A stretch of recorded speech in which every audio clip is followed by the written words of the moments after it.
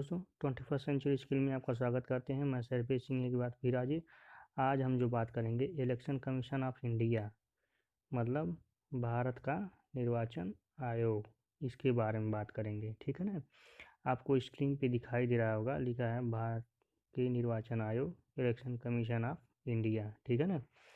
तो इसके बारे में हम बात करेंगे और ये जो एग्ज़ाम पॉइंट ऑफ व्यू से काफ़ी इम्पोर्टेंट होते हैं, क्योंकि एग्ज़ाम में काफ़ी पूछे जाते हैं इससे भी प्रश्न।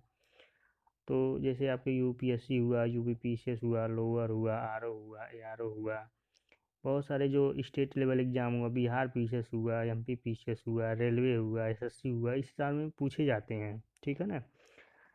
तो हम स्टार्ट करते हैं। हम ये जानने की कोशिश करेंगे कि भारत का निर्वाचन आयोग क्या है, कैसे रन करता है, क्या काम है इसकी, ये सारी चीज़ें हम जानेंगे। इसकी नियुक्ति कौन करता है, यही सारी चीज़ें हम इसमें जानेंगे। ठीक है ना।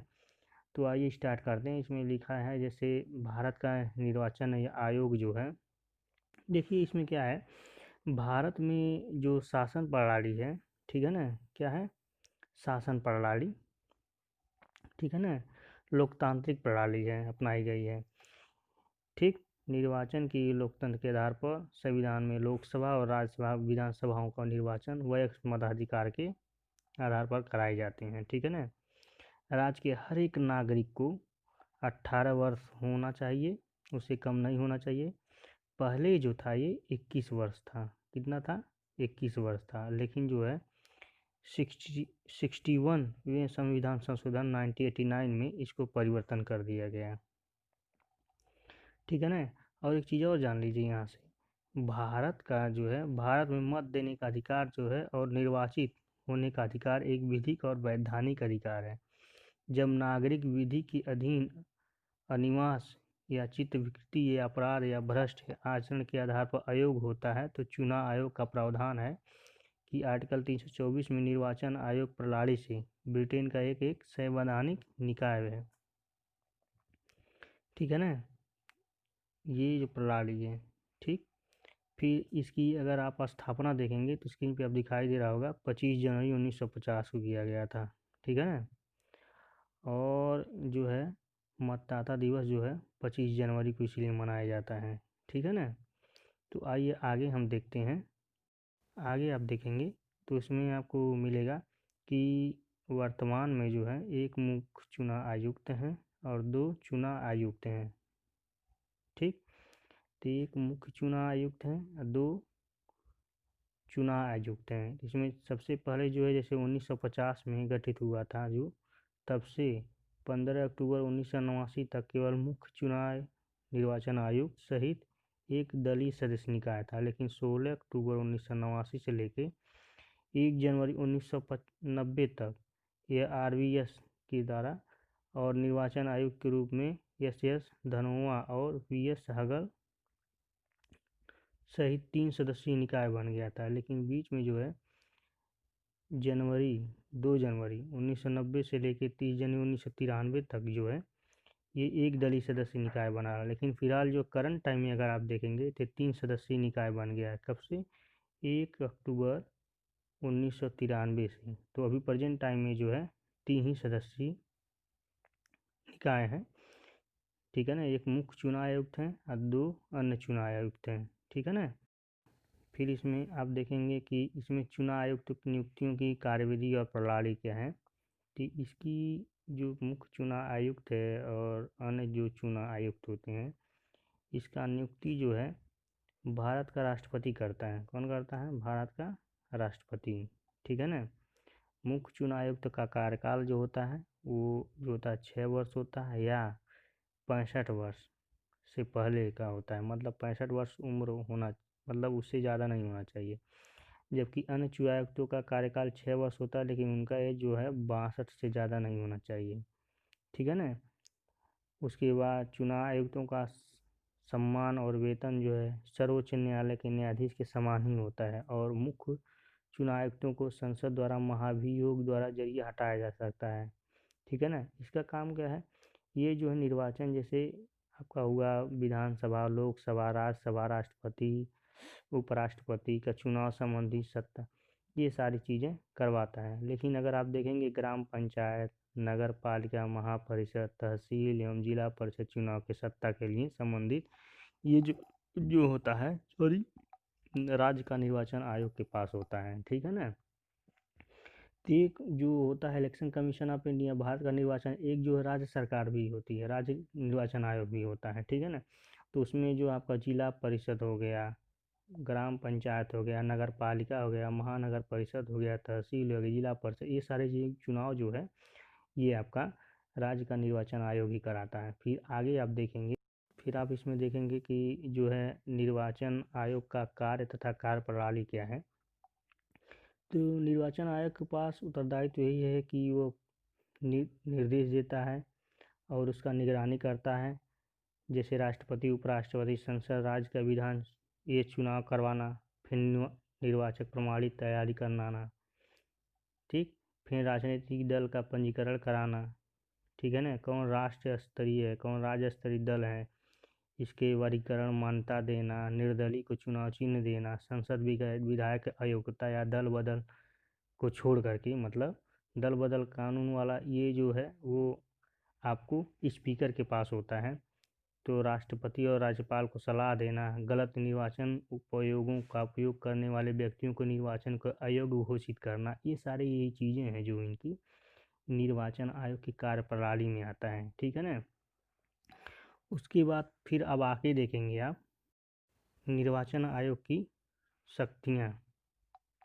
तो ये जो है निर्वाचन आयोग की जो शक्तियाँ हैं, जैसे इसमें लिखा है सर्वोच्च न्यायालय के निर्णयानुसार जो है निर्वाचन आयोग कार्यपालिका द्वारा नियंत्रित नहीं हो सकती हैं और इनकी शक्तियाँ केवल उन निर्वाचन संबंधी संवैधानिक उपायों तथा संसद से निर्मित निर्वाचन विधि से नियंत्रित होती है। ठीक है ना।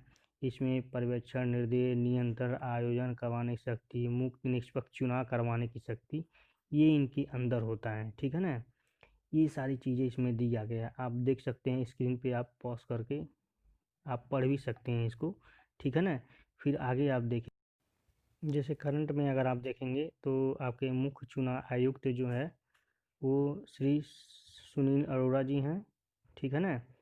और आपके जो है जो दो चुनाव आयुक्त हैं, दो अन्य चुनाव आयुक्त हैं जो है वो श्री सुनील चंद्रा जी हैं और ये जो है श्री राजीव कुमार जी हैं निर्वाचन आयुक्त। और मुख्य चुनाव आयुक्त क्या बोले हैं, श्री सुनील अरोड़ा जी हैं। ठीक है ना। तो ये चीज़ें हो गए। फिर कुछ हम आपको जो है आर्टिकल बता देते हैं जो इम्पोर्टेंट होते हैं। जैसे आप देखेंगे जो निर्वाचन आयुक्त हैं, ठीक है ना, निर्वाचन इलेक्शन कमीशन ऑफ इंडिया जो भाग 15 में इसके बारे में चर्चा की गई है। किसमें, भाग 15 में। ठीक है ना।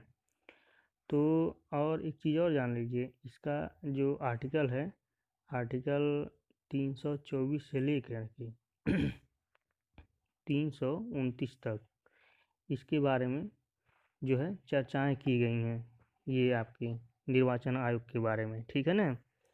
उसके बाद आप देखेंगे कि आचार संहिता, ये आप सुने होंगे नाम, आचार संहिता का नाम सुने होंगे।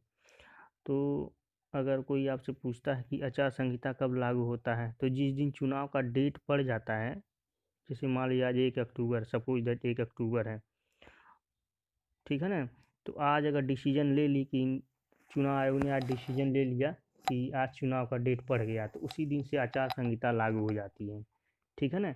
तो सारा कंट्रोल जो है चुनाव आयोग के पास होता है। अगर कोई निर्वाचन जो क्षेत्र है, जैसे लोकसभा हुआ या राज्यसभा, जिसका भी हो, अगर उसमें अवैधता या कुछ अनियमितता पाई गई तो उसका जो सारा खंडन जो है, जो भी निवारण होता है, वो निर्वाचन आयुक्त ही करता है। ठीक है ना।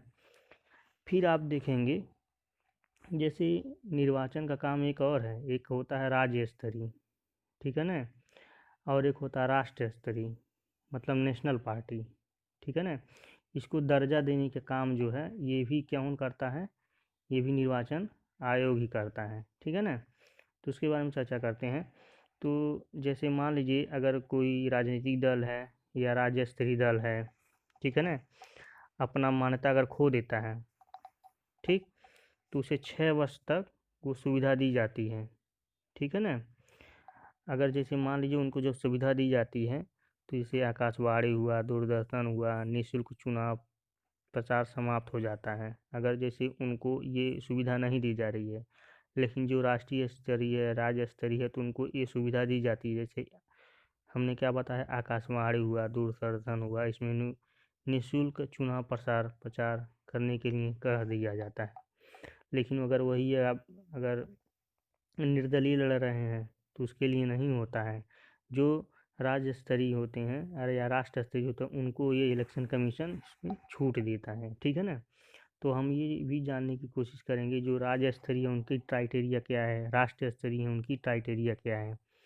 तो जैसे अगर हम राज्य स्तरीय बात करते हैं, मतलब जैसे राज्य स्तरीय अगर पार्टी अगर आपको बनानी है, तो जो निर्वाचन आयोग जो मानक तय किया है उसमें क्या है, उसमें है जैसे लोकसभा अथवा संबंधित राज्य की विधानसभा के पिछले आम चुनाव के दौरान जो है, जो पिछला चुनाव मान लीजिए कोई आपने लड़ा है, जो आपकी पार्टी है लड़ी है, उसके वैध मतों का मतलब जितना वोट पड़ा है 100% में, 100% में मान लीजिए 90% है, तो 90% में अगर उसमें 6% के साथ कम से कम 2 सदस्य विधानसभा के लिए चुने गए हों। कितनी? 2। ठीक है ना। 2 विधानसभा में चुने गए हों, जितनी सीटें वैध मत मिला है उसका 6%, और उसमें कम से कम 2 जो है 2 व्यक्ति उसमें चुने गए हों। या तो फिर और भी क्राइटेरिया है, कम से कम जो है राज्य की विधानसभा की कुल सीटों की संख्या कम से कम 3% या 3 सीटें जीतना जरूरी है। मतलब 3%, 3% कह लीजिए, या 3 सीटें कम से कम जीतनी है आपको। ठीक है ना। और अगर मान लीजिए आपको राज्य स्तरीय अगर राष्ट्र स्तरीय बनाना है, नेशनल पार्टी बनाना, तो उसमें क्या करना है, तो उसमें आपका जैसे लोकसभा हो गया और राज्यसभा। ठीक है ना। लोकसभा या राज्य की विधानसभा चुनाव में 4 या अधिक राज्यों द्वारा 4 या उससे अधिक राज्यों में पड़े कुल वैध मतों का 6% प्राप्त करने के साथ साथ किसी राज्य या राज्यों के से लोकसभा के कम से कम 4 सीटें विजय पाना आवश्यक होता है। कितना? राज्य से लोकसभा के कम से कम 4 सीटें विजय पाना आवश्यक होता है। ठीक है ना। या तो आप क्या कर सकते हैं कि मतलब एक तरीका और है कि जो है लोकसभा का जो होता है, लोकसभा में कम से कम 2% सीटें, अर्थात 543 सीटें हैं अगर आपके पास। ठीक है ना। तो टोटल उसमें से 11 सीटें जीतना आवश्यक होगा, और वो कम से कम जो है 3 राज्यों से होना ही चाहिए, मतलब तभी आपको वो क्या होगा, मिलेगा। ठीक है ना। राष्ट्रीय स्तरीय पार्टी, तो हमने क्या बताया, लोकसभा में कम से कम 2% सीट, मतलब 543 सीटें हैं, तो उसमें से 11 सीटें जीतना जरूरी है आपको। और कम से कम वो कितनी राज्य में का होना चाहिए, कम से कम 3 राज्य के होना चाहिए। या तो हमने बताया, अभी पहले बताया, राष्ट्रीय स्तरीय के लिए लोकसभा या विधानसभा के चुनावों में 4 या उससे अधिक राज्यों के, मतलब 4 राज्य हों या उससे अधिक हों, उसमें कुल पड़े वैध मतों का कम से कम 6% तो आपको पाना ही पाना है। ठीक है ना। और उसमें कम से कम आपको 4 सीट विजय भी पाना आवश्यक होता है। तो ये आपके क्राइटेरिया हो गए। ठीक है ना। समझ में आ गया। और एक चीज़ और आप देख लीजिए, इसका जो नियुक्ति उक्ति तो हमने बता ही दिया है, ये सारी चीज़ें, तो यही सारी चीज़ें आपकी हैं। ठीक है ना। कुछ और चीज़ें हम अब देख लेते हैं। जैसे पूछा जाता है, कभी वनडे एग्जाम में पूछ लिया जाता है, भारत में पहली बार आम चुनाव कब हुआ था, तो 1951 से 52 के बीच में हुए थे। फर्स्ट मुख्य चुनाव आयुक्त कौन थे, तो सुकुमार सेन जी थे। ठीक है ना। अंगुली पर मार्कर स्याही जो लगाया था वो क्या होता है, सिल्वर नाइट्रेट का होता है। कौन सा होता है, सिल्वर नाइट्रेट होता है। ईवीएम का फुल फॉर्म क्या है, इलेक्ट्रॉनिक वोटिंग मशीन है। फर्स्ट ईवीएम का यूज करने वाला राज्य कौन है, केरल है। ठीक है ना। 1982 में किया गया था। और देखिए 1998 में एमपी में, राजस्थान में, दिल्ली में विधानसभा में चुनाव हुआ था। तो 55 जो है 5 विधानसभा में इसमें यूज हुआ था। और संपूर्ण चुनाव में ईवीएम कराने वाला फर्स्ट राज्य जो था वो गोवा था। तो कोई अगर कहे पहला बार यूज कौन किया था, तो केरल है। ठीक है ना। और संपूर्ण अगर ईवीएम जो गोवा गोवा है आपका ईवीएम में जो यूज किया था। तो ये सारी चीज़ें आपकी इम्पोर्टेंट चीज़ हो गए, ठीक है ना।